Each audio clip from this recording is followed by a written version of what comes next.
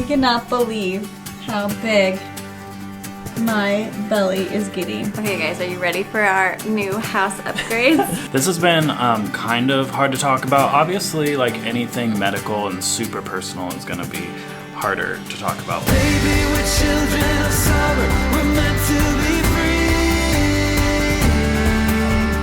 Honey, we're not like the other, no reason to be.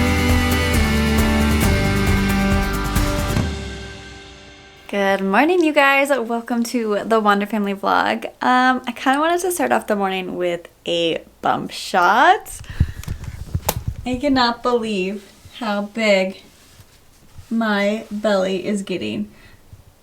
I need to like compare. I swear it is way bigger right now than it was with June. But I think that's normal. Definitely feeling the bump though. Definitely feeling the bump. I actually posted on my Instagram recently tips for surviving the summer heat while pregnant. Because let me tell you, it is becoming a bit... sitting down. It is becoming a bit of a struggle. It is getting so hot here. And I swear the temperature here, so if it's like 80 degrees, it actually feels like 100 degrees. And we will definitely have days, if not weeks, that will be triple digits. So when it's 100 degrees, that's probably going to feel like 120 degrees. And I don't know what I'm going to do. So our house... I love our house. It actually stays pretty cool because it has really, really thick walls and really good insulation. But it doesn't have AC. It doesn't have central air.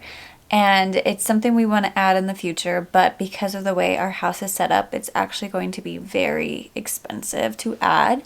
It's not like we can just switch our furnace to a dual heat and AC. We have to do a bunch of other things because of just the way the house is set up. So we are hoping we're going to make it through this summer without doing that and then do that next summer. So it's going to be a tough summer, I think. We do have AC like in the windows, and that's what makes a huge difference.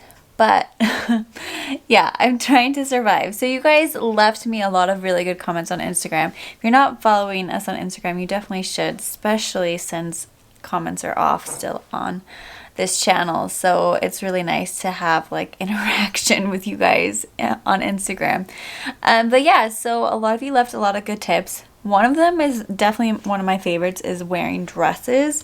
I have definitely been wearing a lot. I'm not wearing one today, but I've been wearing so many dresses because it's definitely the most comfortable thing to wear in the heat of summer during pregnancy for me. And I know a lot of you guys because you suggested it. But that and a few other really good suggestions, like eating popsicles, going swimming, and all of that fun stuff. So I am trying to do that. But I will say, luckily, we got a couple new house upgrades that are really going to help out with this pregnancy. One of them is specifically related to heat and managing the heat. The other one I'm maybe even more excited about. So, but first, I think I heard Corbin, so he should have some updates too. And I'll share those house upgrades with you very, very soon. I just got back picking up some of my prescription for my health issue that I found out that I had. I put it up really high so June doesn't give it, obviously. So I have been on my medication now for going on 3 weeks, I think. Maybe 3 full weeks. I have to check. But basically what I'm doing, so I've said that I have a hormone imbalance, and the doctor prescribed me my medication. It's actually injections.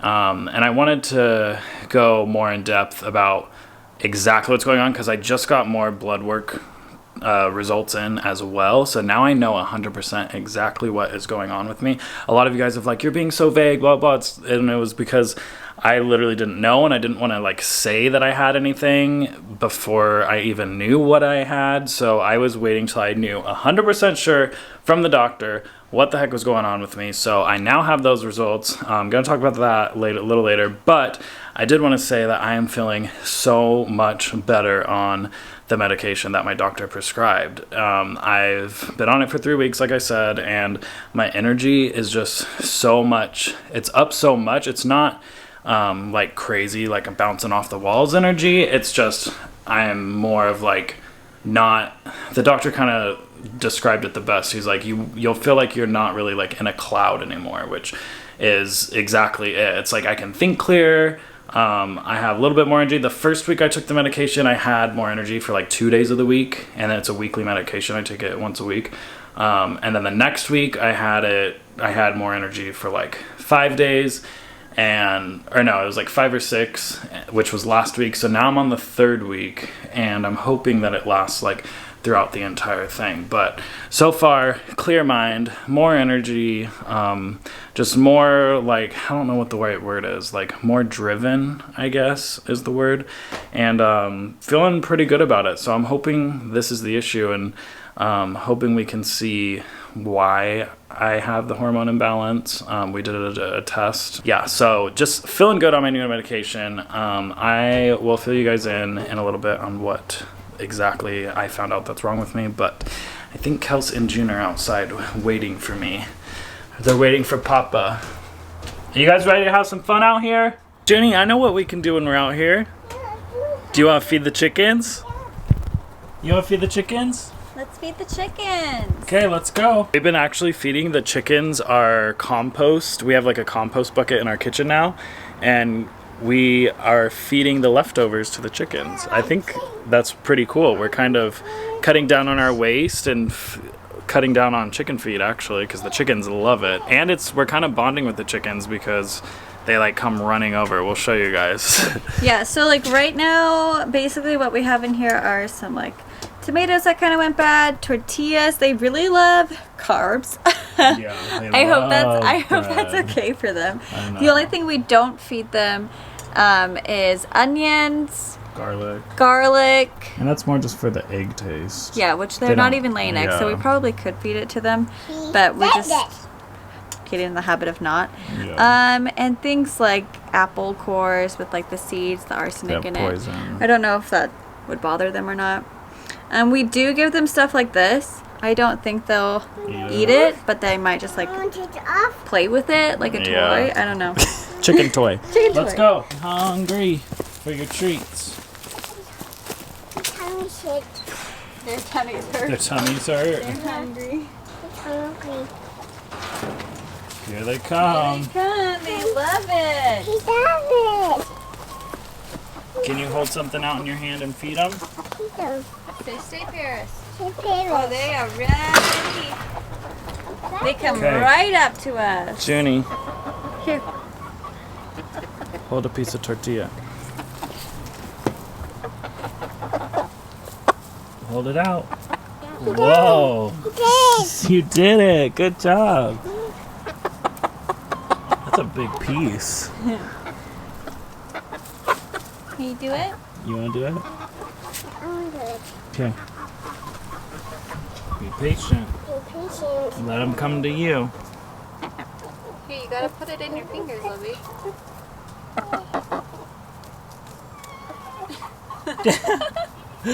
She can't grab it. Go. There you go. Here you go. They're going to town. Okay. So yeah, I just wanted to tell you guys what's going on with me. This has been kind of hard to talk about. Obviously, like anything medical and super personal is going to be harder to talk about. But I did want to talk about it just in case there are other people suffering from this specific thing out there. So generally, I've heard of hormone imbalances in women, and I've never really heard about them in men. So I have a hormone imbalance. All of my other hormones are fine, which is the results that I got back. It's just my testosterone. So the doctor said my testosterone level is at the level of about an 85-year-old man, which is crazy to me. Like, I don't know how that's possible. I don't have 100% of the symptoms of having low testosterone at all. The major, I would say, one of the only ones that I had was the energy and the fatigue. And when my testosterone came in so low, the doctor was like, yeah, you need to get on something ASAP because it's basically non-existent. And for someone your age, it should not be at that level. So they wanted to run tests to see why it was at that level, and that's when I went in and did the blood work to see if there was a tumor on my pituitary gland, because that's one of the main reasons why men have low testosterone. Well, I shouldn't say main. The doctor said there's a 5% chance this could be the reason. So did that, and that came back negative. So I do not have the tumor in my brain affecting my hormones. The doctor then said, well, like, the other 95% is it's just your body isn't really producing it, which I don't know if I agree with that.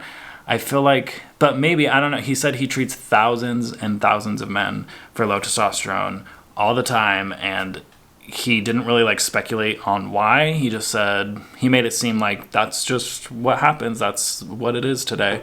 But I don't know, just doing my own research, I'm like, is there something like in our environment? Is there something going on in our food that's making men have less testosterone? And I don't know. I found like weird conspiracy theory. Well, it's not a conspiracy theory, it's true. Like weird things like, I didn't know graham crackers were made to lower testosterone, and like, what was the other food? There was another food that was made to lower testosterone because they were manufactured from a hyper-religious thing that was trying to lower men's testosterone, and which is crazy. It's like, it led me down a rabbit hole.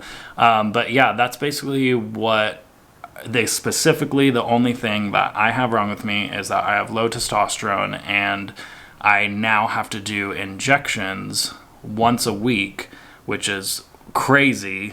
It's like I have to give myself the injections like every week. It's just like, oh my gosh, I have to give myself a shot. Never give myself a shot before this, but now that I'm on my third week, it's like, oh, okay, it's actually not that bad. But yeah, that's kind of the exact thing that's wrong with me. My doctor's like, we're gonna do this testosterone therapy for 6 months and then check in with him and see how it's going. Maybe start slowly lowering the dose to see if my body will, like, maybe it jump started my body to try to produce it. I don't know. We'll see. But I am feeling better. I am happy about that.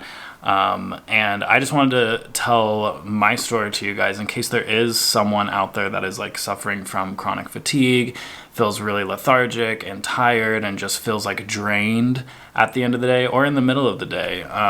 Then check out your hormones. I feel like every person, man, woman, should check their hormones. Like, that's what this whole thing has taught me is because I've been dealing with these symptoms for probably 20 years, like years and years and years. I've had these symptoms. And I just thought it was normal. I just thought I was tired. But yeah, and I know there's a lot of other YouTubers, women that have hormone imbalances, and I think like pregnancy and stuff can do that, but men too, it can affect. So if you haven't checked your hormones and you're dealing with something, I would highly recommend it because I did it and now I'm on my medication and I feel so much better. But I'll keep you guys updated. I don't know what the rest of the journey will hold, but I'll let you guys know. Okay, guys, are you ready for our new house upgrades? They're like small house upgrades, but they're still upgrades. Not to me, they're not. Not to me, they're not. So this is the first one.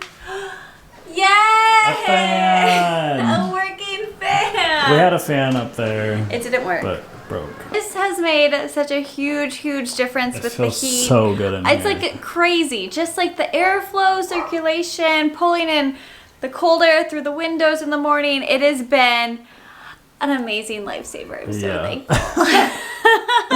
Yeah, should have done that probably a while ago. Yeah, but we did it. We did it. Okay, now ready for the next big upgrade I'm maybe even more excited about? Yeah, this one's probably a bigger upgrade. Yes. Ready? We have a dishwasher! Yay! So actually, over the weekend, Corbin and his dad installed the dishwasher. As you can see, we had to literally cut out the cabinets. Yeah.